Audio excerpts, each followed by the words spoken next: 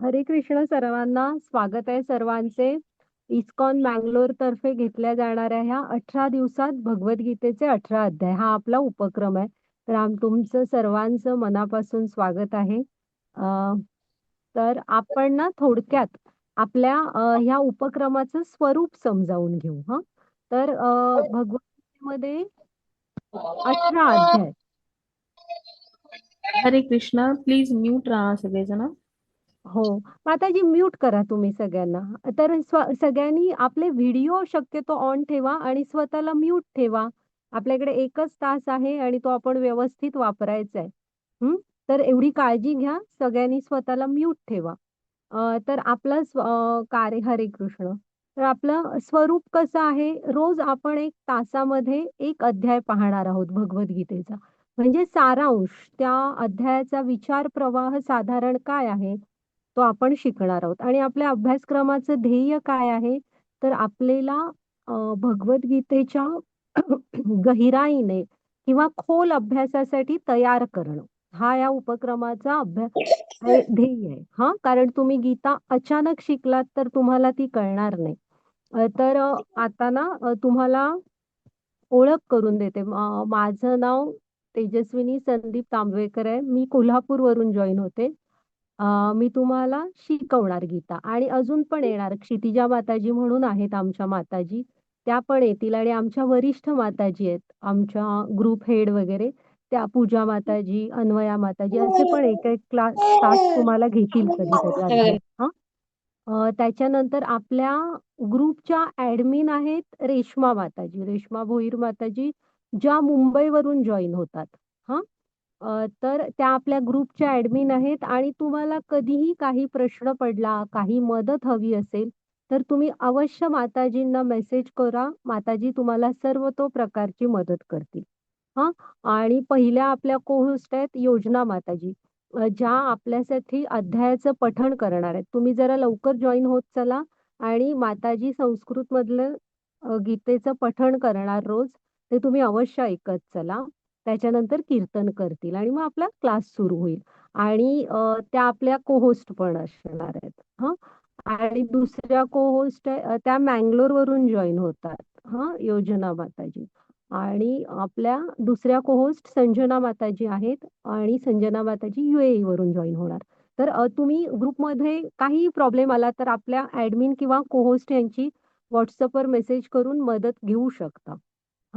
त्याच्यानंतर आपल्या अभ्यासक्रमाचं स्वरूप कसं आहे, की आपलं हे जेव्हा आपल्याला अध्याय आता होईल, त्याच्यानंतर रेकॉर्डिंग थोडे थोडे दिवसांनी तुम्हाला ग्रुपवर येत जातील. युट्यूबवर अपलोड केली की त्याच्यानंतर ही रेकॉर्डिंग येतील, ती तुम्ही सेव्ह करत चला. पुढच्या अभ्यासासाठी तुम्हाला उपयोगी पडणार. आणि ह्याच्यावर एक क्विज पण असते, छोटीशी आणि सोपी क्विज असते. ते सगळं तुम्हाला एक व्हिडिओ येईल ग्रुपवर, त्याप्रमाणे उद्यापासून हळूहळू ते कळेल. सोपी असते क्विज. मग जेव्हा ती क्विज पूर्ण कराल तेव्हा लेव्हल 1चं सर्टिफिकेट मिळतं, जे लेव्हल 2ला जाण्यासाठी आपल्याला उपयोगी पडतं. आणि त्याचं स्वरूप वगैरे सगळं तुम्हाला हळूहळू आम्ही सांगू. तर आणि ना आता आपला अध्याय झाला शिकून, की तुम्ही आम्हाला प्रश्न विचारू शकता. आपली शेवटची काही वेळ रिकामा असतो. तर तुम्ही आम्हाला प्रश्न विचारू शकता. जे काही प्रश्न असतील, काही समजलं नाही असं असेल तर. शक्यतो सगळ्यांनी व्हिडिओ ऑन ठेवा आणि स्वतःला म्यूट ठेवा आणि शेवटी मग काही प्रश्न असले तर आम्हाला नक्की विचारा. पुन्हा एक वही आणि पेन स्वतःच्या जवळ घेऊन ठेवा. म्हणजे तुम्हाला जे आवश्यक वाटेल किंवा आम्ही सांगू की हे लिहून ठेवा कुठेतरी, तर ते लिहून घ्या. हे नंतरच्या अभ्यासासाठी आपल्याला बरं पडतं. तर ओके, आपण आता मंगलाचरण म्हणूया आपलं. ओम अज्ञानतिमिरान्धस्य ज्ञानाञ्जनशलाकया चक्षुरुन्मीलितं येन तस्मै श्रीगुरवे नमः. श्रीचैतन्यमनोभीष्टं स्थापितं येन भूतले स्वयं रूप कदा मह्यं ददाति स्वपदान्तिकम्. वन्देऽहं श्रीगुरो श्रीयुत्पदकमलं श्रीगुरून् वैष्णवांश्च श्रीरूपं साग्रजातं सहगणरघुनाथान्वितं तं सजीवं साद्वैतं सावधूतं परिजनसहितं कृष्णचैतन्यदेवं श्रीराधाकृष्णपदान् सहगणललिता श्रीविशाखान्विताञ्च हे कृष्ण करुणा सिंधो दीनबंधो जगतपते गोपेश गोपिका कांत राधाकांत नमोस्तुते तप्त कांचन गौरांगी राधे वृंदावनेश्वरी वृषभानुसुते देवी प्रणमामि हरिप्रिये नमा ओम विष्णुपदाय कृष्णपृष्ठाय भूतले श्रीमते भक्ती वेदांत स्वामी इति नामिने नमस्ते सारस्वते देवी गौरवाणी प्रचारिणे निर्विशेष शून्यवादी पाश्चात्य देशतारिणे जय श्री कृष्ण चैतन्य प्रभु नित्यानंद श्री अद्वैत गदाधर श्रीवासादि गौर भक्त वृंद हरे कृष्णा कृष्ण कृष्णा हरे हरे हरे राम राम राम हरे हरे हरे कृष्णा कृष्ण कृष्णा हरे राम राम राम हरे हरे. तर स्वागत आहे तुम्हा सर्वांचं. 18 दिवसात 18 अध्याय असं आपलं स्वरूप आहे. तर प्रथम मी आपले राधा गोविंदांना प्रणाम करते, त्यांचे आशीर्वाद घेऊया. तुम्ही पण सर्वांनी राधा गोविंदांना प्रणाम करा, त्यांचे आशीर्वाद घ्या. मग त्याच्यानंतर प्रभुपाद स्वामींना प्रणाम करते, की ज्या आपला हा जो अभ्यासक्रम आहे हा आंतरराष्ट्रीय कृष्ण भावनामृत संघटना ह्यांच्याकडून आहे.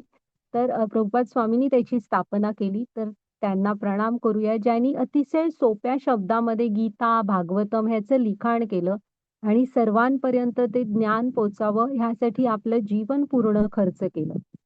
तर प्रभुपाद स्वामींना प्रणाम करूया. आमच्या इस्कॉन मँगलोरच्या नामानिष्ठ दास प्रभूजींना प्रणाम करते. पुन्हा आमच्या मराठीच्या ग्रुप हेड पूजा माताजी त्यांना प्रणाम करते, ज्यांचा नेहमी आम्हाला खूप सपोर्ट असतो. आणि आमची पूर्ण मराठीची टीम आता आपल्या को होस्ट ऍडमिन आणि आम्हाला खूप टेक्निकल सपोर्ट असतो. तर त्या सर्वांनाच प्रणाम करते. आणि तुम्ही सगळे पण इथे आलात आमचा उत्साह वाढवता तुमच्या येण्यामुळे. तर तुमच्या सर्वांना सादर प्रणाम. हं. तर ओके माताजी, घ्या पुढची स्लाइड. आता आपण आपला आजचा अध्याय सुरू करूया. त्याच्या आधी आहे ना, आपण थोड्याशा स्लाइड्स ह्याच्याविषयी बघणार आहोत, की काय आहे आंतरराष्ट्रीय कृष्ण भावनामृत संघटनावर कोण आहेत प्रभुपाद स्वामी. कारण प्रभुपाद स्वामींचंच म्हणणं होतं की तुम्ही गुरु शिष्य परंपरेतनच शिकायला हवं आणि आपल्या गुरु शिष्य परंपरेविषयी आपल्याला माहिती हवी. तर थोडंसं आपण ते आधी बघू आणि मग आपला अध्याय सुरू करू. तर ही आपले भगवद्गीतेचं वरचं चित्र आहे आणि तिथे खाली लिहिलंय बघा, जशी आहे तशी. ही गीतेमध्ये आपण शुद्ध गुरु शिष्य परंपरेतनं जे शिकलो तेच पुढे आलेलं आहे, ह्याच्यात मनाचं काहीही घातलेलं नाहीये. ओके माताजी, घ्या पुढची स्लाइड. सगळ्यांनी प्रभुपाद स्वामींना प्रणाम करा, त्यांचे आशीर्वाद. तर आपल्या आंतरराष्ट्रीय कृष्ण भावनामृत संघटनेची स्थापना प्रभुपाद स्वामींनी केली. आपण थोडस त्यांचं जीवन पाहूया. माताजी पुढची स्लाइड घ्या. प्रभुपाद स्वामींचा जन्म ना आताच्या म्हणजे पश्चिम बंगाल राज्यात कोलकातामध्ये 1 सप्टेंबर 1896 मध्ये झाला. त्यांचं नाव अभयचरण डे असं होतं. वडिलांचं नाव होतं गौर मोहन डे आणि आईंचं नाव होतं रजनी देवी. आणि प्रभुपाद स्वामींचं हे जे आई वडील आणि हे कुटुंब होतं ना, हे अतिशय शुद्ध वैष्णव कुटुंब होतं. म्हणजे त्यांना बालपणापासूनच हे भक्तीचे संस्कार घरातच मिळाले होते. त्यांचे जे वडील होते ना, त्यांनी प्रभुपाद स्वामी झाले तेव्हा पत्रिका तयार करून घेतली ते बाळ असतानाच. तर भटजींनी सांगितलं होतं की हा मुलगा 108 कृष्णाची मंदिरं बांधेल आणि भागवत धर्माचा प्रचार जगभर करेल. मग त्याच्यानंतर हळूहळू मोठे होत राहिले. तर त्यांचे वडील हे कपड्याचे व्यापारी होते आणि ते जेव्हा घरी यायचे ना, तेव्हा संध्याकाळी झाल्यावर मग स्नान संध्या करणं, गीता भागवतमचं वाचन करणं, भगवंतांना नैवेद्य अर्पण करून मगच म्हणजे जेवण घेणं आणि असं म्हणजे भक्तिमय वातावरण होतं. आणि त्यांच्या घरात ना नेहमी साधू संतांचं येणं जाणं असायचं. मग हे जे स्लाइड मध्ये वरचा पहिला फोटो दिसतोय ना, ते 5 वर्षाचे असताना आपल्या वडिलांना म्हणाले की मला पण जगन्नाथांची रथयात्रा असते तशी रथयात्रा काढायची आहे. मग त्यांच्या वडिलांनी ना थोडा पुठ्ठ्याचा वगैरे असा तो रथ बनवून दिला होता त्यांना. आणि बरेच दिवस प्रभुपाद स्वामी आपल्या आजूबाजूच्या लहान मुलांना गोळा करायचे, रथ ओढायचे, प्रसाद वगैरे, छोटी छोटी मुलं प्रसाद वाटायचे वगैरे. मग असं त्यांचं एक भक्तिमय वातावरणातच त्यांचं बालपण गेलं. मग कारण वडिलांबरोबर जप, आरती हे ते लहानपणापासूनच सगळं करायला शिकले. मग ते कॉलेजमध्ये असताना ना एकदा काय होतं, त्यांचा एक मित्र म्हणतो, की एक गुरुजी येणार आहेत आणि त्यांचं हे आहे प्रवचन, तू ऐकायला चल. तर प्रभुपाद स्वामी पहिल्यांदा म्हणत पण असतात, "नाही रे, मी खूप ऐकत असतो, आज मी काही येत नाही." पण मित्र त्यांना अगदी ओढतच घेऊन जातो. आणि मग ना प्रभुपाद स्वामी पूर्ण 2 तास त्यांच्याबरोबर चर्चा करत बसतात. हां, ही त्यांची पहिली भेट होती स्वतःचे गुरु भक्ती सिद्धांत सरस्वती यांच्याबरोबर. आणि बराच वेळ तिथे ते चर्चा करत थांबतात पहिल्याच भेटीत. आणि 1922 मध्ये पहिल्यांदा भेटतात आपल्या गुरूंना. मग भक्ती सिद्धांत सरस्वती त्यांना पहिल्याच भेटीमध्ये सांगतात, की "हे बघ, तू एक उच्च शिक्षित तरुण आहेस आणि तुला आपल्या भागवत धर्माचा प्रसार हा जगभर करायचा आहे. तुला पाश्चात्य देशात जायचंय आणि आपल्या भागवत धर्माचा प्रचार करायचा आहे. सनातन वैदिक धर्माचा. आणि दुसरी गोष्ट, तुला आपल्या गीता, भागवतम ह्या वैदिक ग्रंथांचं इंग्लिशमध्ये ट्रान्सलेशन करायचंय." तर एकतर पहिलीच भेट असते. मग प्रभुपाद स्वामी म्हणतात, की "असं कसं शक्य आहे? तुम्ही आजूबाजूला बघताय ना, की आता इंग्रजांचं राज्य आहे आणि आपल्या ह्या ज्ञानाला कोण कोण विचारतही नाही." आणि म्हणजे तेवढे पैसे पण नव्हते त्यांच्याकडे तेवढे. ते सांगतात, की "परदेशात जाण्यासारखी माझी परिस्थिती पण नाही." तेव्हा गुरु आयुष्यात का महत्वाचे असतात बघा हं. ते काय सांगतात, भक्तिसिद्धांत सरस्वती त्यांना सांगतात, की "हे बघ, ही जी तू सांगतोयस ना, की परकीयांचं सत्ता आहे किंवा पैसे नाहीत, ही बाह्य परिस्थिती आहे. आणि ही सतत बदलत असते. त्यामुळे तू लक्षात ठेव, की तुला आपल्या वैदिक ग्रंथांचं इंग्लिशमध्ये ट्रान्सलेशन करायचंय आणि आपल्या सनातन धर्माचा प्रचार करण्यासाठी तुला पाश्चात्य देशात जायचंय." मग तेव्हा काय प्रभुपाद स्वामींना हे शक्य होत नाही. पण 1900 ते गुरु म्हणजे 1933 मध्ये त्यांच्याकडनं दीक्षा घेतात. भक्ती सिद्धांत सरस्वतींकडून. आणि गुरुनी सांगितलेल्या मार्गावर चालायचा आयुष्यभर प्रयत्न करत असतात. कुठे-कुठे वेळ मिळेल तसं प्रवचनं देत असतात.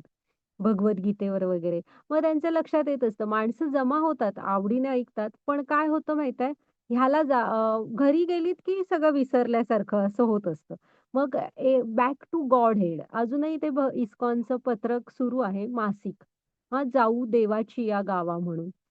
तर त्या प्रभुपाद स्वामींनी ते सुरू केलं, बॅक टू गॉडहेड म्हणून. आणि त्याचं सगळं म्हणजे स्वतःच करायचे, लिहायचे पण, छापून पण घ्यायचे, मग ते वाटायचे पण. असं म्हणजे आयुष्यभर स्वतःचं सगळं सांभाळत ना अ, प्रयत्न करत होते, की गुरूंचे आदेश मानावेत. मग असं करत-करत वृद्धा आवाज येत नाहीये काय माताजी? येतोय, हरे कृष्ण माताजी, येतोय आवाज. येतोय ना? हो.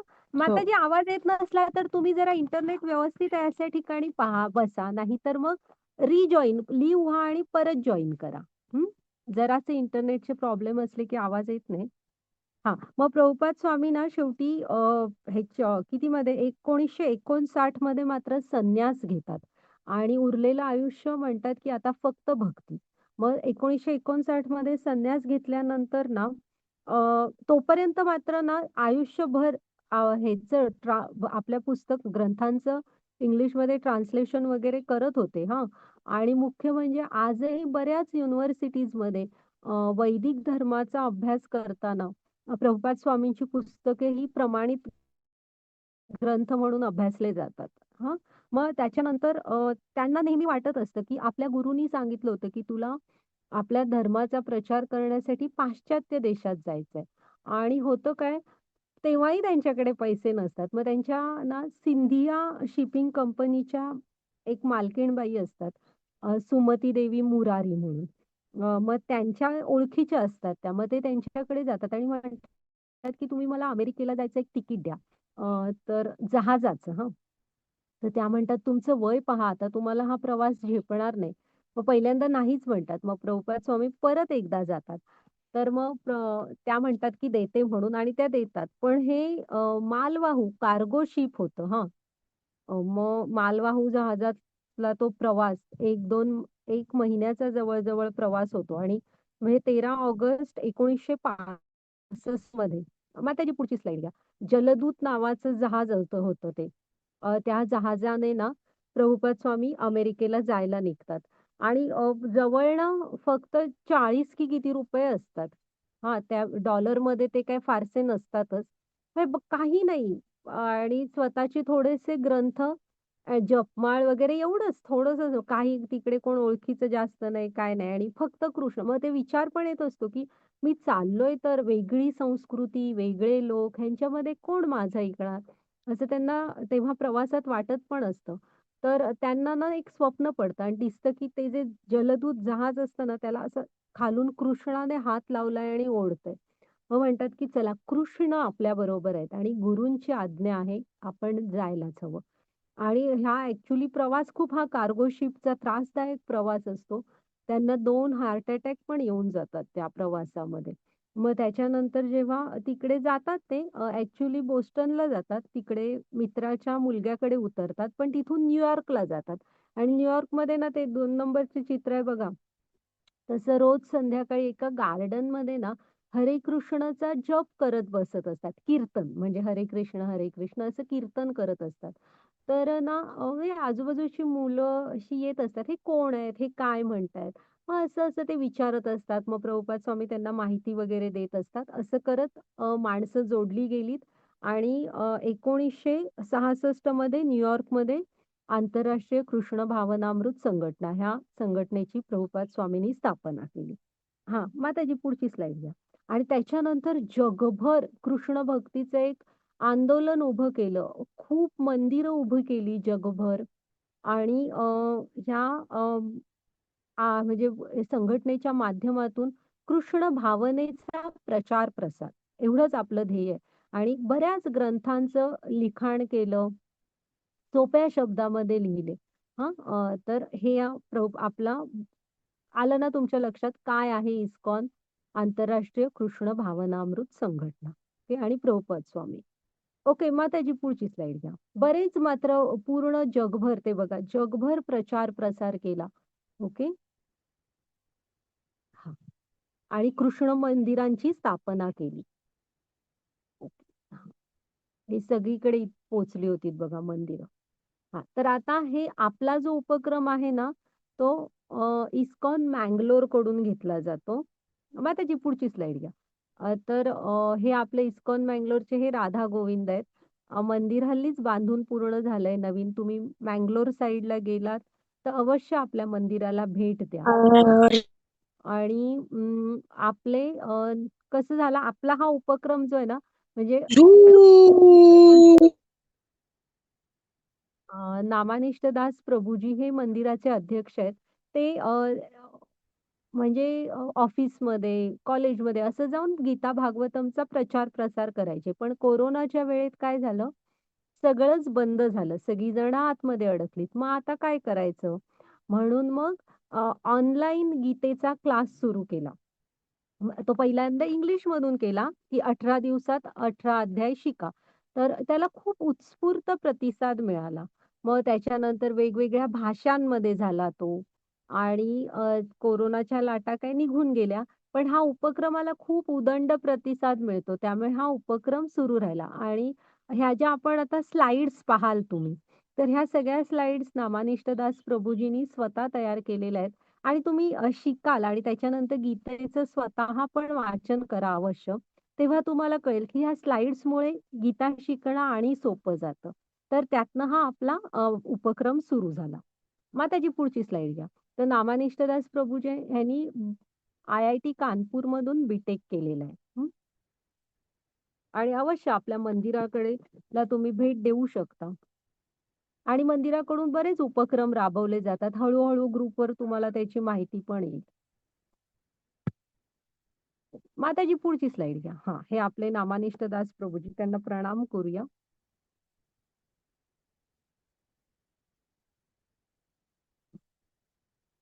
हा, हे सगळं मंदिराची माहिती आहे. अवश्य प्रयत्न करा मंदिरात प्रत्यक्ष जाण्याची पण. आणि हे सगळं तुम्हाला ऑनलाईन स्वरूपात पण पाहू शकतात. तर आता आपण भगवद्गीतेविषयी बघूया. तर भगवद्गीता म्हणजे काय सांगा? तर त्यामध्ये 2 शब्द आहेत, भगवत आणि गीता. तर हे भगवद्गीता म्हणजे ना, भगवंतानी गायलेलं गीत आहे. कुणासाठी गायलंय? आपल्यासाठी. जेव्हा कधी वाटेल तुम्हाला, की कृष्णा तू माझ्याशी बोल किंवा भगवंता, परमेश्वरा तू माझ्याशी बोल, तेव्हा गीता उघडा आणि वाचा. गीता गीतेच्या रूपात भगवंत स्वतः आपल्याशी बोललेले आहेत. हां, ते भगवंतानी गायलेलं गीत आहे. भगवद्गीता ह्या शब्दाचा अर्थ आला लक्षात? की भगवंतानी गायलेलं गीत. आणि कुणासाठी? तर आपल्यासाठी. कधीही स्वतःला एकटं समजू नका. तर भगवद्गीता जे आहे ना, हे महाकाव्य आहे आणि हा महाभारतातला महाभारत ह्या ग्रंथाचा भाग आहे शांती पर्वमध्ये. हं. मग इथे त्यांनी खाली लिहिलंय बघा, ज्यामध्ये मनुष्य जन्मातील सर्व समस्यांची उत्तरे सापडतात. हां. भगवद्गीतेला युजर म्हणजे मनुष्य जीवनाचं युजर मॅन्युअल पण म्हणू शकता तुम्ही. हं. मार्गदर्शक आहे ती, की आपल्याला ह्या मनुष्य जीवनामध्ये ना काय करायचंय, काय करायचं नाही. आपण शिक्षण खूप घेतो, पण हे नाही कोण सांगत, की तुम्ही मनुष्य म्हणून काय करायचंय, काय करायचं नाही, आपलं ध्येय काय असायला हवं. तर हे सगळं आपल्याला गीता सांगते. जी आपल्या जीवनात समस्या असतात ना, त्याची उत्तरं तुम्हाला दुसरीकडे कुठेही सापडणार नाहीत. ती सगळी उत्तरं तुम्हाला गीतेमध्ये सापडणार. कारण ही मनुष्य जीवनाचं पुस्तक आहे. हं. हां, माताजी पुढची स्लाईड. हे लोकं काय म्हणतात बघा गीतेविषयी. म्हणजे ही लोकं पण गीता वाचत होते, अभ्यास करत होते. वाचा माताजी. हरे कृष्ण. जे गीतेचे चिंतन करतात त्यांना दररोज नवीन आनंद आणि नवीन अर्थ प्राप्त होतात. महात्मा गांधी. Albert Einstein. जेव्हा मी भगवद्गीता वाचतो आणि देवाने हे विश्व कसे निर्माण केले याचे चिंतन करतो, तेव्हा बाकी सर्व काही अनावश्यक वाटते. हरे कृष्ण. हां. तर ही लोकं गीतेचा आश्रय त्यांनी घेतलेला होता हां. हां, माताजी पुढे चला.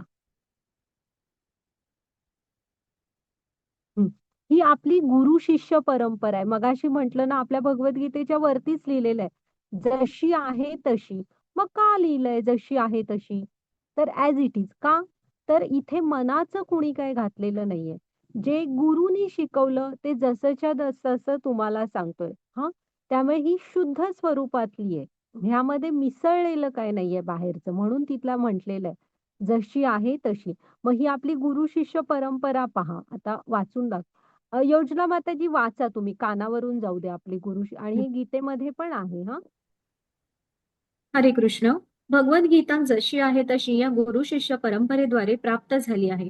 श्री कृष्ण, ब्रह्मा, नारद, व्यास, मध्व, पद्मनाभ, नृहरी, माधव, अक्षोभ्य, जयतीर्थ, ज्ञानसिंधू, दयानिधी, विद्यानिधी, राजेंद्र, जयधर्म, पुरुषोत्तम, ब्रह्मण्यतीर्थ, व्यासतीर्थ, लक्ष्मीपती, माधवेंद्रपुरी, ईश्वरपुरी, नित्यानंद, अद्वैत, श्री चैतन्य महाप्रभू, रूप, रूप सनातन, रघुनाथ, जीव, कृष्णदास, नरोत्तम, विश्वनाथ, बलदेव, जगन्नाथ, भक्ती विनोद, गौरकिशोर, भक्ती सिद्धांत सरस्वती, एसी भक्ती वेदांत स्वामी प्रभुपाद. हरे हां. कृष्ण. तर ही आपली गुरु शिष्य परंपरा आहे बघा. इकडनं प्रभुपाद स्वामींपासून सुरू होते. ती व्यास, नारद, ब्रह्मा करत श्रीकृष्णांपर्यंत पोहोचते. हां. त्यामुळे कुठेही शृंखला तुटलेली नाहीये. शुद्ध गुरु शिष्य परंपरेतून आलेलं हे ज्ञान आहे. हां, ओके. मग त्याची पुढची स्लाईड. हां. तर आहे ना, वाचा माताजी. हरे कृष्ण. गीता हा एक विशाल ग्रंथ आहे. गीतेचा पद्धतशीर अभ्यास करण्यासाठी सुमारे 1 वर्ष लागेल.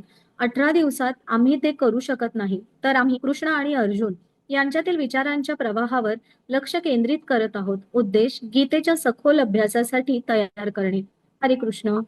हे बघा, एका तासामध्ये आपण प्रत्येक श्लोक वाचून त्याचा अर्थ समजावून सांगणे वगैरे असं आपल्याला एका तासात जमणार नाही. तर ह्या लेव्हलला आपण त्या अध्यायांचा जो विचार प्रवाह आहे त्याच्यावर लक्ष केंद्रित करणार. हा, लेवल 2 मध्ये मग प्रत्येक श्लोक शिकवला जातो. तर ह्या टप्प्याचं महत्व काय आहे, की तुम्हाला गीतेचा अजून खोलवर जाऊन गहिराईने अभ्यास करण्यासाठी तुम्हाला तयार करणं, हे या अभ्यासक्रमाचा उद्देश आहे. हं? आणि तिथे त्यांनी सांगितलंय बघा, की गीतेचा अभ्यास हा आयुष्यभरच करत असतो आपण, आणि तो खूप सखोल असा विषय आहे. ओके. हा, माताजी पुढची slide.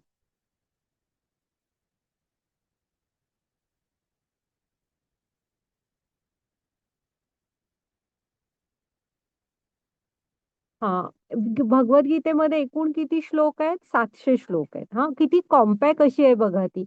700 श्लोकांमध्ये किती गहिराईने, की माणसं त्याच्यावर पीएचडी वगैरे करत असतात, एवढं सखोल असं ते ज्ञान आहे. तर 700 पैकी 575 श्लोक हे भगवंत कृष्णांच्या मुखातून आलेले आहेत. हा, अर्जुनाच्या मुखातून 83, संजयाच्या 41 आणि धृतराष्ट्राच्या 1 श्लोक आलेला आहे. पहिलाच श्लोक आहे तो आजच्या अध्यायात, आपण पाहू तो. तर लक्षात ठेवा, हे 700 श्लोक आहेत आणि प्रत्येकाच्या मुखातून एवढे एवढे श्लोक आलेले आहेत. हा, हा म्हणजे आता आपण भगवद्गीतेचा अभ्यास करणार म्हणजे गीता काय आहे, कुठल्या कुठल्या विषय आपल्याला शिकवते. तर आहे ना, 5 गोष्टींची भगवद्गीतेमध्ये कृष्णाने चर्चा केलेली आहे. ईश्वर, हा म्हणजे परमेश्वर कोण आहे, भगवान, सर्वांचे म्हणजे ईश्वरांचे परम ईश्वर कोण आहेत, मुख्य कोण आहे ते सांगितलेलं आहे. मग ईश्वर, त्याच्यानंतर जीव, इथे पृथ्वीवर आपण पाहतो ना असंख्य जीव आहेत. तर मग जीव, मग प्रकृती जी आपल्या आजूबाजूला निसर्ग असतो तो, आणि सत्व रज तम ही. तर प्रकृती, काळ, काळाने आपण सगळेच बांधलेले आहोत. आता आपला इथे तुम्हाला म्हंटल नाही आपल्याकडे 1 तास आहे, तसं आपलं घड्याळ हे जीवन हे टिकटॉकवर चालत असतं घड्याळाच्या. तर काळ काय आहे, आणि कर्म, आपण ज्या सगळ्या क्रिया करत असतो ह्या कर्म मध्ये येत असतात. तर ईश्वर, जीव, प्रकृती, काळ आणि कर्म, ह्या 5 गोष्टींची चर्चा गीतेमध्ये झालेली आहे. आणि 1 ते 4 शाश्वत आहेत, म्हणजे ते आपल्या बरोबर असतात. कर्माची फळं ही आपल्याला म्हणजे ते चेंज होत असतं. सतत आपण कर्म ज्या प्रकारे करू त्याप्रमाणे फळ, असं आहे ते. पाहू आपण पुढे. हा, माताजी पुढची स्लाइड घ्या. ते बघा, ईश्वर कोण आहे हे आपण पाहणार. हा, पुढे. त्याच्यानंतर प्रकृती, जीव, हा आपण पाहू जीवांचा प्रवास कसा असतो. मग काळ, काळाने आपण सगळी बांधले गेलेले आहोत. आणि कर्म. ओके, ह्याचा गहिराईने आपण थोडं ज्ञान मिळवणार आहोत पुढच्या 18 दिवसांमध्ये. वाचा मत. भगवद्गीतेची पार्श्वभूमी. भगवद्गीतेचा उपदेश जसा आहे तसा आपण मान्य केला पाहिजे. तसे केले नाही तर भगवद्गीता आणि त्या गीतेचे प्रवक्ते भगवान श्रीकृष्ण यांना समजून घेण्याचा प्रयत्न व्यर्थ आहे. मनुष्याने भगवान श्रीकृष्णांचा प्रथम शिष्य अर्जुन याच्याप्रमाणेच श्रीकृष्णांना पूर्ण पुरुषोत्तम भगवान म्हणून जाणून घेतले पाहिजे. भगवद्गीतेचे असे ज्ञान खरोखरच लाभप्रद आहे आणि जीवनाचा उद्देश पूर्ण करण्यासाठी मानव समाजाच्या कल्याणाकरिता प्रमाणित आहे. हरे कृष्ण. कारण तुम्हाला म्हटलं तसं भगवद्गीता हे मनुष्य जीवनाचं पुस्तक आहे. जसं आपण इलेक्ट्रिक वस्तू घेतल्या, लॅपटॉप घेतला, कायही, वॉशिंग मशीन घ्या, कायही घ्या, त्याच्याबरोबर एक युजर मॅन्युअल मिळतं, की तुम्ही कसं वापरायचंय, काय करायचं नाहीये. हा, तर भगवद्गीता मनुष्य जीवनाविषयी आपल्याला सांगते, की आपण कोण आहोत, कुठून आलो, काय करायचंय, काय करायचं नाहीये. हा, त्यामुळे गीता ही आपल्या जीवनाचं पुस्तक आहे. त्यासाठी आपल्याला भगवंतांना शरण गेलं पाहिजे. पाहू आपण हळूहळू हे सगळं. ओके, माताजी घ्या पुढे.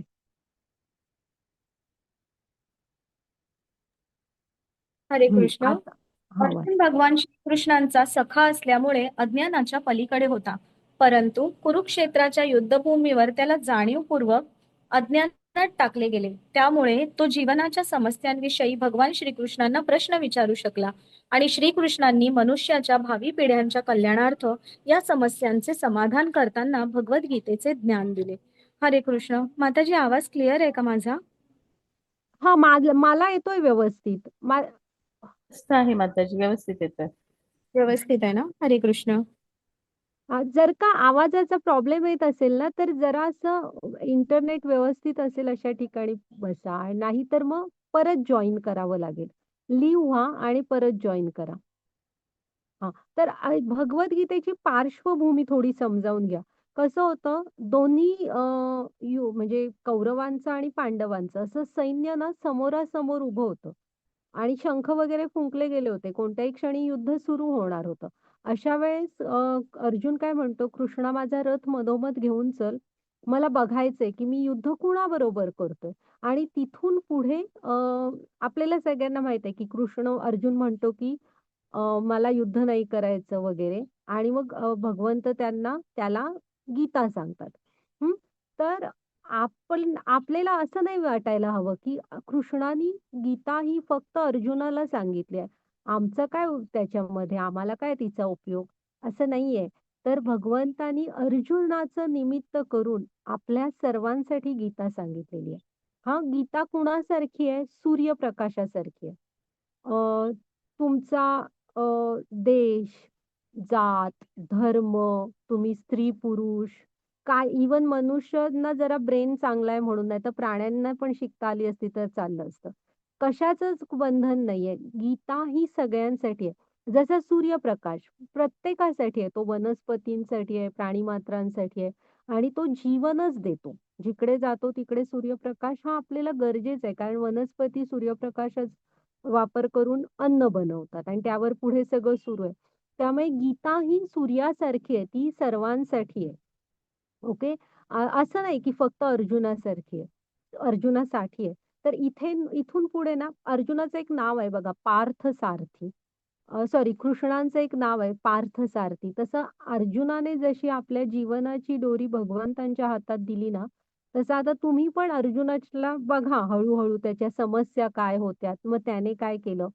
तर तो जसा त्या समस्यांमध्ये सापडलाय तसे आपणही सापडत असतो. प्रत्येक जणच. इथे असं काही कोणाला प्रॉब्लेम नसतात असं नाही. तर आपण अशा वेळेस बघायला पाहिजे, की तोही सापडला होता प्रॉब्लेममध्ये. मग त्याने काय केलं? हां, आपणही तो मार्ग अनुसरण करायला हवं. ओके. त्यामुळे गीता ही फक्त अर्जुनासाठी नाही, ती सर्वांसाठी आहे आणि स्वतःला अर्जुनाशी जोडायचा प्रयत्न करा. आणि कृष्णानी कसं त्याला मार्गदर्शन केलं, तो त्याप्रमाणे कसा वागला. हं. ओके. माताजी घ्या पुढची slide.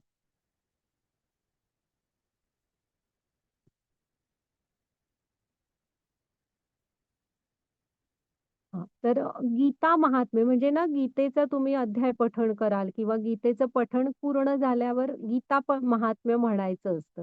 छोटंसंच आहे. तुम्ही YouTubeवर वगैरे पण ऐका. तर आता सध्या आपल्याला त्यातला हा श्लोक फक्त वाचायचा आहे. हां, गीता महात्म्यातला हा श्लोक आहे. वाचा माताजी. गीता महात्म्य. सर्वोपनिषदो गावो दोग्धा गोपालनन्दनः पार्थो वत्स सुधीर्भोक्ता दुग्धम गीतामृतम महत्. सर्व उपनिषदे गायीप्रमाणे आहेत. गायीचे दूध दोहन करणारे भगवान श्रीकृष्ण हे नंदाचे पुत्र आहेत. अर्जुन हे वासरू आहे. गीतेतील अमृत हे दुधाप्रमाणे आहे आणि उत्तम बुद्धीचे भाग्यवान भक्त हे दुग्धपान करून आनंद प्राप्त करतात. हरे कृष्ण. हां, बघा हां, इथं त्यांनी काय सांगितलंय, की हे गीतेला गीतोपनिषद म्हणतात. उपनिषद मानलेलं आहे हां. मग कसं आहे, गीता ही गायीसारखी आहे. गाय आहे. ओके. मग आपण कोण आहोत किंवा अर्जुन कोण आहे? गाईचं वासरू आहे. हां, मग आम्हाला हवंय गीतामृत. म्हणजे गाईचं दूध किंवा आपल्याला गीतेचं अमृत हवंय. हां, मग आपण आहोत वासरू. मग ते आपल्याला कोण देणार? तर भगवंत कृष्ण जे आहेत ना, नंदाचे पुत्र लिहिलंय बघा, गोपाल नंदनम हां, ते हे आहेत. अ, म्हणजे अ, गोपाल आहेत. गाईचे दूध आपल्यासाठी जसं आपल्या गाईचं दूधवाले देतात ना आणून, तसं आपल्यासाठी या गीतामृत कोण देत आहे, तर कृष्ण स्वतः ते गीतामृत आपल्यासाठी देत आहेत. आणि बघा गीतेतील अमृत हे दुधाप्रमाणे आहे आणि उत्तम बुद्धीचे भाग्यवान भक्त दुग्धपान करून आनंद प्राप्त करतात. तर ह्या गीतेला त्यांनी गीतामृत म्हटलंय, म्हणजे ही अमृता समान आहे. हा अद्भुत आनंद देणारी आहे. ओके. हा, माताजी घ्या पुढची slide. आता हा आजचा अध्याय, आजच्या अध्यायाचं नाव काय आहे? अर्जुन विषाद योग. हा पहिला अध्याय आहे. तर अर्जुन विषाद योग. मग विषाद म्हणजे काय, तर दुःख. पण दुःख म्हणजे कसं दुःख सांगा? नॉर्मल पेक्षा जास्त, म्हणजे विषाद म्हणजे जे आपल्या हृदयामध्ये उतरतं असं दुःख जे असतं ना, त्याला विषाद म्हणतात. मग अर्जुनाला एवढं काय झालं होतं, आता आपण पाहूया की म्हणजे त्याला ते इतकं त्याच्या हृदयामध्ये उतरलं होतं की ते बघा ते दिसतंय की सगळी शस्त्र टाकून तो बसला रथात की मी युद्ध नाही करणार कृष्ण म्हणून. तर पाहूया आपण की काय आहे अर्जुनाची दुःख. आता पार्श्वभूमी तर तुम्हाला लक्षात आलेली आहे ना, की युद्ध अगदी सुरू व्हायचा वेळ आहे. दोन्ही सैन्य एकमेकाच्या समोर उभी ठाकलेली आहेत. शंख पण फुंकून झालेले आहेत. हां, आणि कोणत्याही क्षणी युद्ध सुरू होणार. अशा वेळेस अर्जुन समोर पाहतो, की मला कुणाशी युद्ध करायचंय ते तरी बघतो मी. आणि तो बघतो, की पुढे भीष्म असतात, द्रोणाचार्य वगैरे असतात. तर ही असा हा हे आहे, दृश्य म्हणजे देखावा हा असा आहे आता तिथे. ओके. मग त्याच्यावर वेगवेगळ्या प्रतिक्रिया आहेत ह्या. तर मीच सांगते थांबा. आता तिथे वरती ती कोण आहे, तिथे पहिला फोटो जो आहे ना वर, तो आहे धृतराष्ट्र. हां. बरं आता तुम्ही थोडा वेळ अनम्यूट करा आणि तुम्हाला सांगा बघू तो धृतराष्ट्राच्या चेहऱ्यावर तुम्हाला कसे भाव दिसतायत?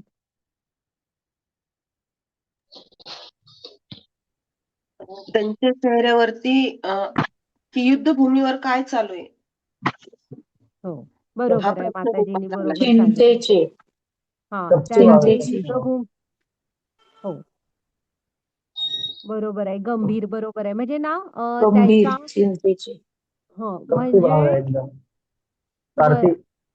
हो, स्वार्थी तर तो होताच. तसे म्हणजे तीच ती मिळून उत्तर बरोबर आहे सगळ्यांचं, की त्याच्या चेहऱ्यावर कसे भाव आहेत, की त्याला काळजी लागली आहे. युद्ध सुरू झालंय ना, म्हणजे त्याला युद्ध सुरू व्हायला हवंय. तीच फक्त एक काळजी आहे, की तिकडे युद्ध सुरू झालंय ना, अशी. हं. मग आता मधी म्हणजे त्याला बघा हां, त्याला काही झालं तरी युद्ध सुरू व्हायला हवंय, त्याची काळजी लागली आहे. मग आता मध्ये आहे हा अर्जुन आहे. जरा अर्जुनाचे भाव कसे वाटतायत सांगा आता? अर्जुनाला पश्चाताप झालाय ह्या लोकांशी कसं काय युद्ध करायचं म्हणून. नाही आपल्याच त्रासलेला लोकांशी अर्जुनाला प्रश्न पडलाय लढणं. माताजी. हा हॅलो. थोडासा निराश झालाय बघा. कन्फ्यूज हां, विविध दुःखी आहे. मनस्थितीमध्ये आहे. हो, दुःखी, सॅड आहे. आणि आपलं तुम्हाला ते थोडासा निराश वाटतोय का? हताश झालाय, रडतो. हो, डोळ्यातून हताश पाणी येतंय हताश त्याच्या. येस हां. हताश तर नाही, चिंताग्रस्त. चिंताग्रस्त म्हणजे आता जो आपल्या कानावर कधी फारसा यायचा नाही, पण आता कॉमन शब्द झालाय डिप्रेशन. तशा स्टेजला अर्जुन पोहोचलाय. म्हणून त्या अध्यायाचं नाव अर्जुन विषाद योग आहे. विविध बरोबर. मनस्थिती आता हा जो खाली आहे ना लाल चित्र खाली 3 नंबरचं, तो कोण आहे सांगा? तर तो दुर्योधन आहे. हां. तर तुम्ही दुर्योधन स्क्रीन झूम करा तुमचा. दुर्योधन कसा काय दिसतायत चेहऱ्यावर भाव? द्वेष असलेला हो. हां. हं? दुर्योधन आहे तो. हो. द्वेष. हां. रागावलेला. हो, तसाच होता तो. अग्रेसिव्हच होता. रागात दिसतोय का? क्रोध आहे बघा चेहऱ्यावर. युद्ध हां, करण्यास कायम आक्रमक म्हणजे आहे तो. हो, म्हणजे दुर्योधन तुम्ही जर का कधी महाभारताचा अभ्यास केलात ना, तर तो नेहमी असाच होता. रागात, कायम अँगर, कायम क्रोधात असायचा. द्वेष, हेच त्याचे गुण होते. तर ओके. हां, आता म्यूट करा सगळ्यांनी. छान उत्तरं दिली आणि ते बरोबर आहे. तशाच टाइपचे आहेत. पण आता विचार आपल्याला काय करायचा आहे माहीत आहे? दृश्य तर सेम आहे. तिघही एकच दृश्य बघतायत. हा अ, की युद्ध कोणत्याही क्षणी सुरू होणार आहे. पण ह्या तिघांच्या प्रतिक्रियांमध्ये किती फरक आहे बघा. एकाला काळजी लागली आहे, की काही झालं तरी ते युद्ध सुरू व्हायलाच हवं. थांबता नाही. दुसऱ्याला, की हे काय करतोय आपण? माझ्या एवढं मोठं युद्ध.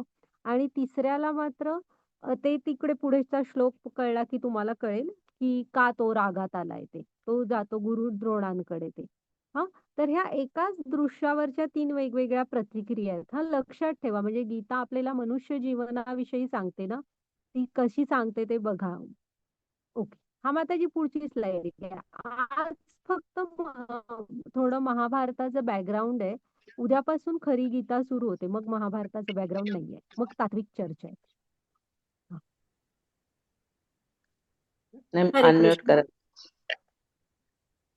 धृतराष्ट्र उवाच धर्मक्षेत्रे कुरुक्षेत्रे समवेतायुयुत्सवः मामकाः पांडवाश्चैव किमकुर्वत संजय. धृतराष्ट्र म्हणाला, हे संजया, कुरुक्षेत्र या पवित्र धर्मक्षेत्रावर एकत्रित आल्यानंतर युद्धाची इच्छा करणाऱ्या माझ्या आणि पांडूच्या पुत्रांनी काय केले? हरे कृष्ण. हरे कृष्ण. सर्वांनी हां, प्लीज तो आपले साऊंड म्यूट ठेवा. होय. नाहीतर माताजी सगळ्यांना म्यूट करा तुम्ही मग. ते म्यूट ऑल केल्यावर माताजी परत हो, हो. ते पण. सर्वांनी जरा स्वतःला म्यूट करून घ्या. बॅकग्राऊंड नॉईज येतोय खूप. हां. तर आहे ना, हा गीतेचा पहिला श्लोक आहे. तुम्ही सगळ्यांनी हा श्लोक लक्षात ठेवा आणि गीतेमधलं ह्याचं प्रभुपाद स्वामींनी दिलेलं स्पष्टीकरण थोडंसं वाचा. हां, इथून सुरू होते आणि हा एकमेव श्लोक ह्याच्या मुखातनं आलेला आहे, धृतराष्ट्राच्या. तर तो काय म्हणतोय बघा, की पहिलं काय म्हणतो, धर्मक्षेत्रे कुरुक्षेत्रे. हां, ही एक पद्धत आहे, की हा कुठं ही घटना घडते ह्याचं ठिकाण सांगणं. हे एक पद्धत आहे, की ठिकाण सांगणं. आणि तो त्या कुरुक्षेत्राला धर्मक्षेत्र का म्हणतोय? हां, नुसतं म्हणत नाहीये, की कुरुक्षेत्रावर काय चाललंय ते संजया सांग. तर धर्मक्षेत्र कुरुक्षेत्र असं म्हणतोय. तर का म्हणतोय तसं? तर ही जी कुरुक्षेत्र भूमी आहे ना, ही म्हणजे फक्त द्वापारमध्ये नव्हे, तर त्याच्याही आधीच्या कितीतरी युगानुयुग त्या भूमीवर फक्त पवित्र कार्य झालेली होती. म्हणजे वेगवेगळे यज्ञ, धार्मिक कार्य, दानधर्म वगैरे असं. ती भूमी होती ना, तिच्यावर कंटिन्यू फक्त आणि फक्त म्हणजे ऋषीमुनी यायचे, राहायचे वगैरे. असं पवित्र भूमी होती, ज्याच्यावर फक्त पवित्र कामं झाली होती. त्यामुळे त्याला कुरुक्षेत्र म्हणायची नाहीत. त्याला सगळी धर्मक्षेत्र म्हणायची. त्यामुळे तो म्हणतोय, की धर्मक्षेत्रे कुरुक्षेत्रे समवेता युयुत्सवा. युयुत्सव म्हणजे युद्धासाठी उत्सुक असणाऱ्या ही जी सैनिक आणि युद्ध सगळे आहेत ना, अ, ती सगळी एकत्र आली आहेत ना, त्यांनी काय केलं असं म्हणणं आहे त्याचं. युद्धासाठी उत्सुक असणाऱ्या माझे आणि मामका पांडवा चैव, हा गीतेचा पहिला हे आहे, की आता म्हणजे ना तुम्ही लक्षात ठेवा, की 3 जणांनी गीता भगवंतांकडून बऱ्यापैकी ऐकली. कोणी कोणी? पहिली अर्जुनाने ऐकली. दुसरी दिव्य दृष्टी मिळालेली असल्यामुळे संजयाने ऐकली. ओके. आणि संजयाने ती जशीच्या तशी धृतराष्ट्राच्या समोर बघून लाईव्ह त्याला ऐकवली. हां, पण तुम्ही जेव्हा 18व्या अध्यायात पाहाल, अर्जुनामध्ये किती फरक पडतो, संजय काय सांगतो, हे श्लोक आहेत संजयचे पण. हां, आणि धृतराष्ट्र मात्र आहे तिथेच राहिला. तुम्ही महाभारत आपण सगळ्यांनी ऐकलेलं आहे, बघितलेलं आहे, वाचलेलं आहे, की तो आहे तिथेच राहिला. का? तर तो मी आणि माझं ह्याच्या पुढे नाही जाऊ शकला. हा लक्षात ठेवायचा. आपला हा पहिला श्लोक आणि धृतराष्ट्र आणि 18व्या अध्यायातला संजय आणि अर्जुन यांचे श्लोक पाहणार आहोत आपण. किती फरक पडला. पण हा का फरक धृतराष्ट्रामध्ये का पडला नाही? तर त्याचं कारणही इथे पहिल्याच गीतेचा हा श्लोक खूप महत्वाचा आहे. मामका पांडवा चैव ह्याच्यामध्ये माझी मुलं आणि पांडूची मुलं. तो कसं म्हणतोय बघा, माझी मुलं आणि पांडूची मुलं. हं. तर आता तुम्ही विचार करा, की ही मुलं काय त्याची नव्हतीत का? सख्ख्या भावाचीच मुलं होती ती, 5 मुलं. पण तो कधीच म्हणजे हा कुरुवंश होता. कुरुवंशातले ते कौरव. मग ह्या सिद्धांताप्रमाणे ना पांडव पण कुरुवंशातलीच मुलं होती. ती पण कौरव होती. पण हा हा धृतराष्ट्र त्यांना बालपणापासनं पांडूची मुलं ती पांडव असा हाक मारायचा. पांडूची मुलं ती पांडव. हां. तो कधीच त्यांना म्हणजे त्या मुलांना साधा त्यांच्या वंशाचा पण अधिकार त्याने दिला नाही. कायम तसं म्हणजे म्हटलं तसं ती पण कुरुवंशातलीच होती. ती कौरव होती. पण आता पण म्हणतोय बघा ती, माझी मुलं आणि पांडूची मुलं. मग आपण पुढे एक स्लाईड बघू म्हणजे कळणार तुम्हाला, की ह्यामुळे ना आणि ती काय करतायत? म्हणजे ती काय करतायत असं विचारतोय तो. मग आता जर का उकळणारं दूध हे कुरुक्षेत्र धर्मक्षेत्र धरा तुम्ही रणभूमी. हां. आणि त्याने जे ते माझी आणि पांडूची मुलं ती मुलं लहान-लहान असताना त्या राजवाड्यात आली होती. तसं वडील वगैरे नव्हते. पण काका म्हणून त्यांनी आधार द्यायचा तर सोडाच. सतत, सतत दुर्योधनाने जे म्हणून काय त्रास दिले, जीवे मारायचे प्रयत्न केले, त्या सगळ्याला पाठिंबा दिला. की आणि सतत सांगत राहिले, की "हे आमचं आहे. आम्हाला हस्तिनापूर साम्राज्य मिळायला पाहिजे. तुमचं इथे काही नाही." तर हे जे माझं आणि तुझं करणं होतं ना, ते एक प्रकारचा उकळत्या दुधामध्ये ना लिंबू आपण पिळला चांगला रसरशीत 1 लिंबू. उकळत्या दुधामुळे. तर दूध बघा पटकन फाटतं. त्याची क्रीम साय असते ती एका बाजूला होते फाटून आणि पाणी वेगळं होतं. मग आपण जनरली त्याचे ते रसगुल्ले बनवतो. हं. मग आता ह्यानी आपण रसगुल्ले बनवतो.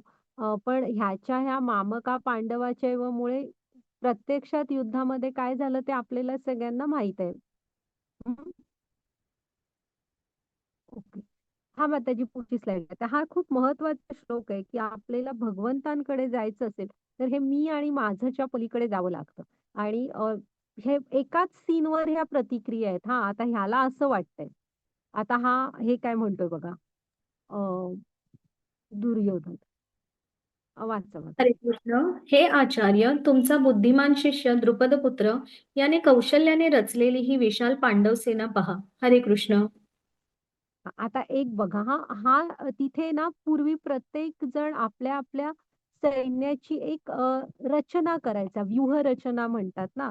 मग दुर्योधनाने ती रचना पाहिली पांडवांच्या सेनेची आणि संख्येने बघायला जाल तर कौरवांची सेना खूप जास्त होती.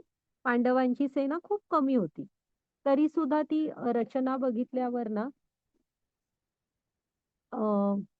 हा जो दुर्योधन असतो, तो रागाने उठतो आणि द्रोणाचार्यांकडे जातो आणि त्यांना काय म्हणतो, की त्या पांडवांचा सेनापती कोण होता? धृष्टद्युम्न, द्रुपद म्हणजे द्रौपदीचा भाऊ, द्रुपद राजाचा मुलगा.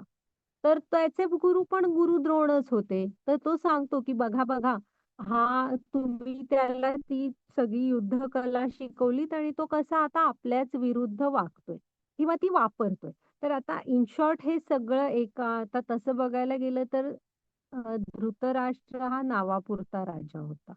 खरं सगळं बघत होता दुर्योधन. मग भर युद्ध सुरू व्हायला आलेलं होतं. म्हणजे ह्याच्यामध्ये क्रोध आणि पांडवांविषयीचा द्वेष किती भरलेला होता बघा. की ह्याला आवश्यकता नव्हती. अगदी युद्ध सुरू व्हायला आलंय. अशा वेळेस एखाद्या राजाने आपल्या गुरूंकडे जाणं आणि त्यांना असं रागाने बडबडणं, ह्याची काही आवश्यकता नव्हती. हां. पण तिथे पण त्याला दाखवून द्यायचं होतं, की मी राजा आहे आणि ही तुमच्यामुळे काय मला त्रास होतोय बघा. हं. मला त्याची पुढची स्लाईड द्या.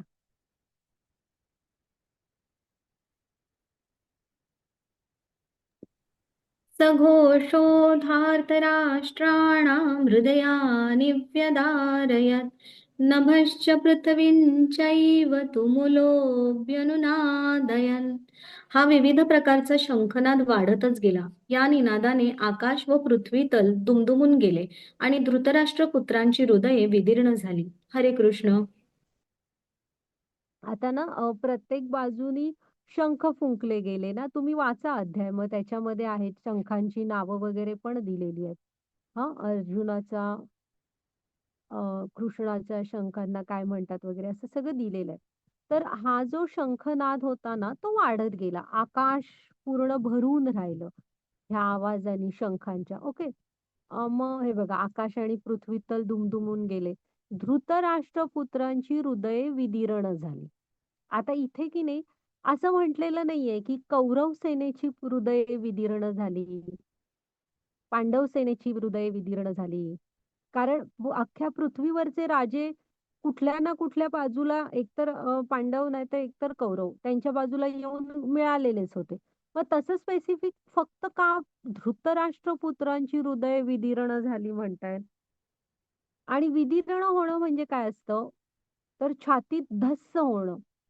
हे भीती वाटणं ठीक आहे, अरे बापरे मला भीती वाटली असं नाही. असं छातीत धस्स झालं, ह्याला म्हणतात विदीर्ण होणं. मग त्यांचीच का झाली, बाकी कोणाची का झाली नाही? कारण ते अधर्माच्या बाजूने होते.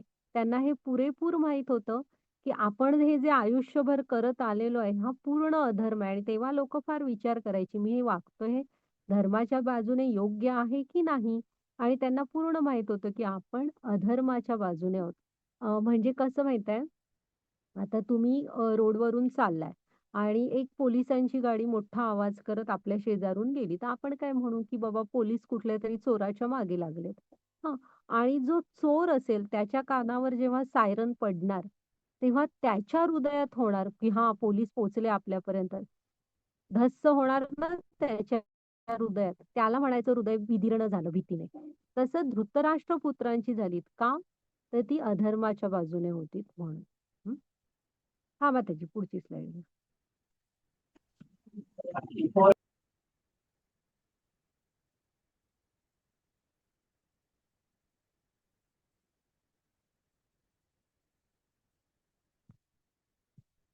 आता आपण अर्जुनाच्या विजयाची ना कारण बघूया. इथे 9 कारण आपल्याला सापडतात हे अध्यायात. पुढे मग त्याची पुढची स्लाइड घ्या. हा, तर ही अर्जुनाच्या विजयाची 9 कारण आहेत ह्या अध्यायामध्ये. मागचीच असू दे.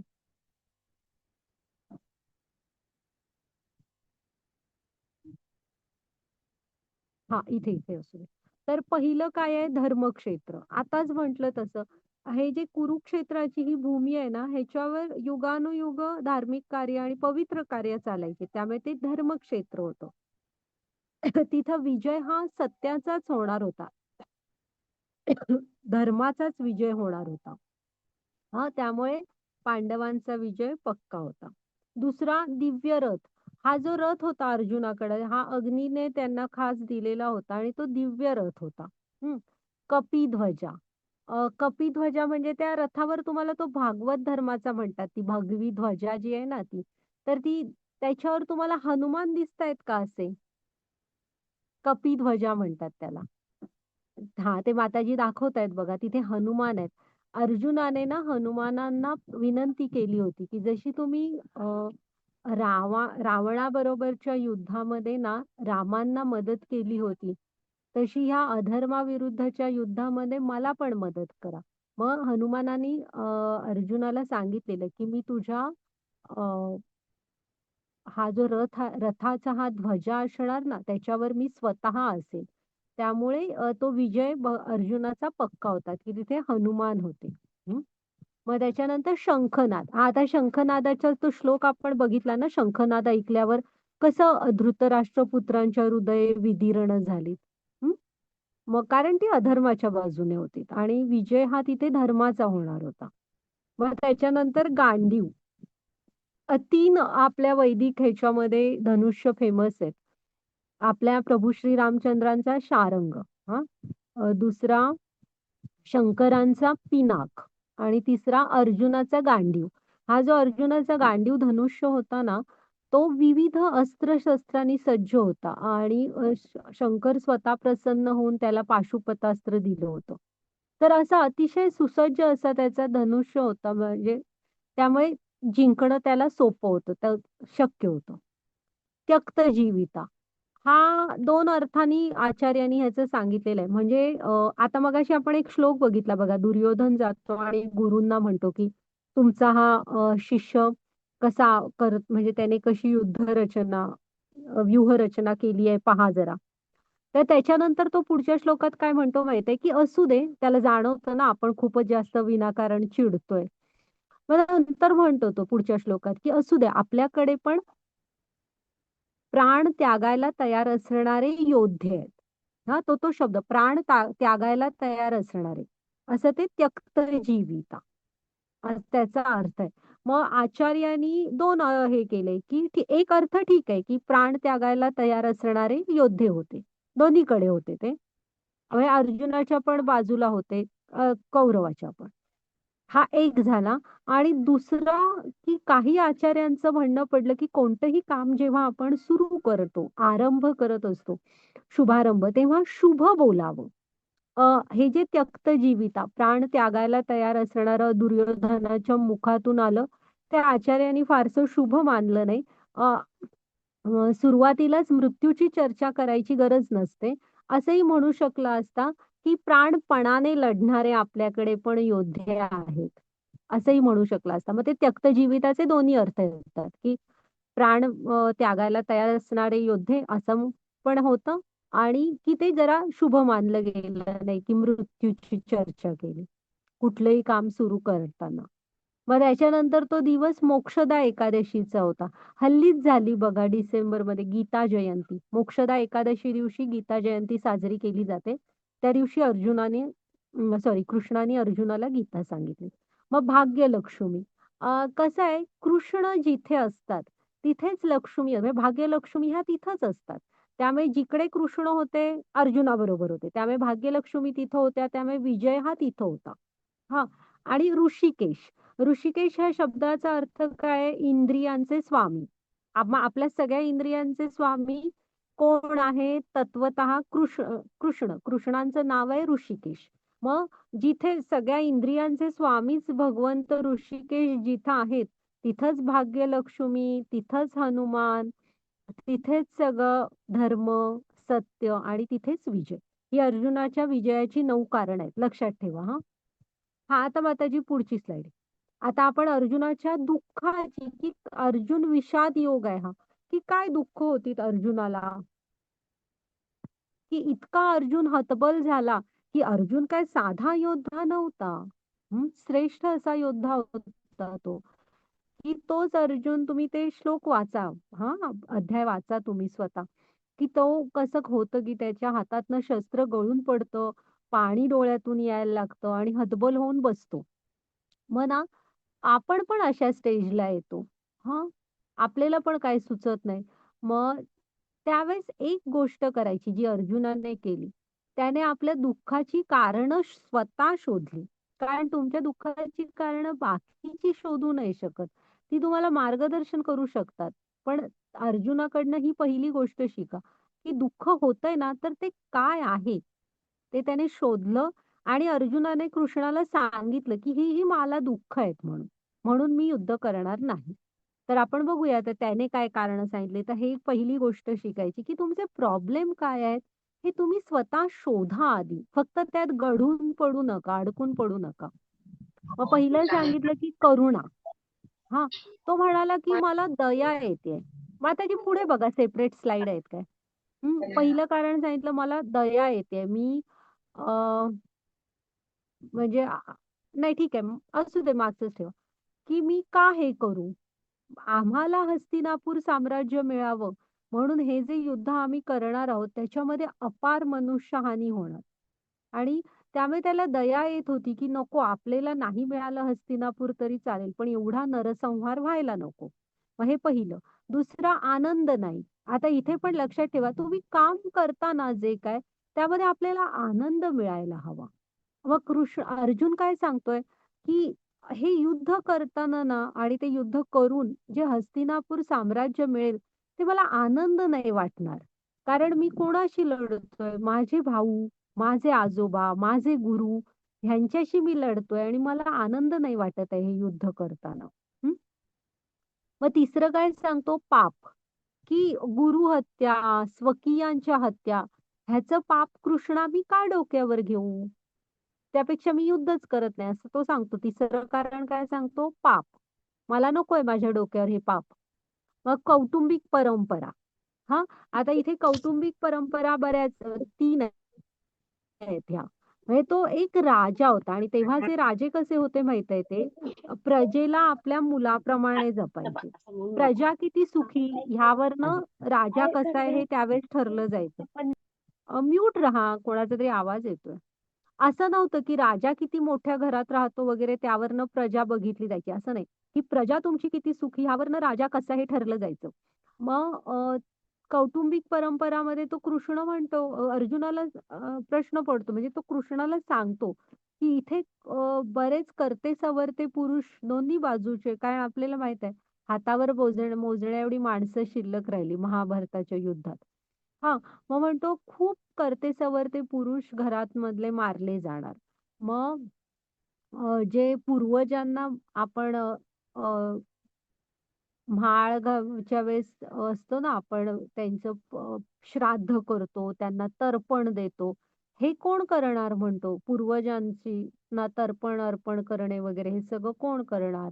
त्याच्यानंतर जे वृद्ध आणि स्त्रिया, बालकं शिल्लक राहणार ना मागे, त्यांची काळजी कोण घेणार? हं. मग त्याच्यानंतर दुसरं त्याला प्रश्न पडतो, की स्त्रिया ज्या मागे शिल्लक म्हणजे मागे ज्या स्त्रिया राहणार, त्यांच्या सुरक्षिततेचं काय? आणि कोणी समजा त्यांचे गैरफायदा घेतला, अवांछित संतती निर्माण झाली, तर त्यांचं भवितव्य काय पुढे? ती दिशाहीन असणार. त्यांना कोण संस्कार देणार? हे झालं दुसरं, की पूर्वजांचं आणि वृद्धांची काळजी झाली, स्त्रियांची झाली. मग तिसरा प्रश्न म्हणतो, की लहान मुलं जी राहणार, त्या प्रत्येक घराण्याच्या थोडी कौशल्य असतात, काही कला असतात त्यांच्याकडे, त्यांचे रीती-रिवाज असतात. तर हे लहान मुलांना कोण शिकवणार? आणि त्या मुलांना संस्कारित पिढी कोण करणार तयार? कारण जी दिशाहीन, संस्कारहीन पिढी जी असते ना, पृथ्वीला असं बाकी कशाचं ओझं होत नाही, पापाचं ओझं होतं. मग अशी भरकटलेली पिढी तयार झाली तर पृथ्वीला विनाकारण ओझं तर होणार. मग अशा वेळी तो राजा तो त्या क्षणी हे सगळं विचार करत होता हां. मग ह्या कौटुंबिक परंपरांविषयी त्याला काळजी पडते. आणि मग असमंजस तो सरळ सांगतो, की म्हणून कृष्णा मी गोंधळात पडलोय. उद्याच्या अध्यायात आहे तो श्लोक. तो सांगतो, की मी ना अशा परिस्थितीत आहे, की मी योग्य निर्णय नाही घेऊ शकत आहे. हां, मग अशा वेळेस आपण पण मार्गदर्शन घ्यायचं असतं, की तुम्ही योग्य निर्णय घेऊ नसाल शकत तर. तो सांगतो, की मी असमंजसमध्ये सापडलोय. काय करायचं, काय नाही करायचं हे मी योग्य निर्णय नाही घेऊ शकत आहे. तू मला मार्गदर्शन कर. तर ओके, ही अर्जुनाने सांगितलेली 5 कारणं आहेत, मी युद्ध करणार नाही म्हणून. हं. चला आपला आजचा अध्याय झालाय. मग त्याची पुढची स्लाईड घ्या. आता आपला आजचा अध्याय झालाय. आपण काय काय बघितलं बघा. पहिला श्लोक धृतराष्ट्राने चौकशी केली, की मामका पांडवा चैव किम अकुर्वत संजय. काय करतायत? माझी आणि पांडूची मुलं. कसा बोलला बघितलत ना? की तिथं सुद्धा तो असा म्हणाला नाही, की युद्ध झालं का बाबा सुरू? माझी मुलं. हां, असं ते. मग त्याच्यानंतर दुर्योधनाची भीती बघितली आपण. त्याला लगेच अर्जुनाला सॉरी पांडवांची ती व्यूहरचना खूपच हे वाटायला लागली चांगली आणि आपल्या गुरूंकडे जाऊन म्हणतो, "बघा तुमचा शिष्य कसा आपल्या विरुद्ध ते वापरतोय." मग त्याच्यानंतर शंख फुंकल्यावर कशी धृतराष्ट्रपुत्रांची हृदय विदीर्ण झाली ते पाहिलं. मग अर्जुनाने निरीक्षण केलं, ते बघितलं आणि अर्जुनाने मग आपण अर्जुनाच्या जिंकायची कारणं बघितली आणि अर्जुनाने च्या दुःखाची म्हणजे युद्ध न करण्याची जी 5 कारणं दिली, ती पण बघितली. हं. तर झाला आपला आजचा अध्याय. ओके. आता माताजी रेकॉर्डिंग स्टॉप केलं तरी चालेल. हरे कृष्ण सर्वांना. आणि तुम्हाला काही प्रश्न असले